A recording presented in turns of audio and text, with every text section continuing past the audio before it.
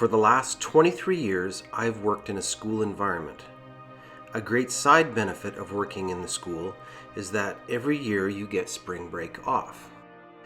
In Canada, there's no set time that spring break occurs, so every province and school division has their spring break at different times. In Manitoba, spring break always occurs at the last week of March. It usually coincides with the end of winter and the big melt of snow.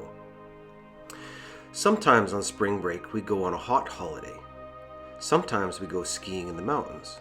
Sometimes we head off to see family. The nice thing about spring break is that it gives me lots of free time to take my photos, which is a good thing, and I enjoy that. But the bad thing about spring break photos is that they usually have snow in them. If you go to the mountains and ski, all of your photos will have snow in them. You may have taken great photos in amazing places, but they all will have snow in them. That is the problem with spring break photos. At the end of March, we in Canada have just come through 6 months of cold winter. When the snow melts, when the green of spring comes, no one, and I repeat, no one wants to see pictures of winter for a long, long time.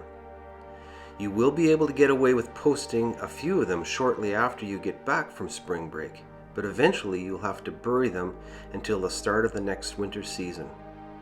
The problem with spring break photos is that you have to wait until next year to show off all your great photos.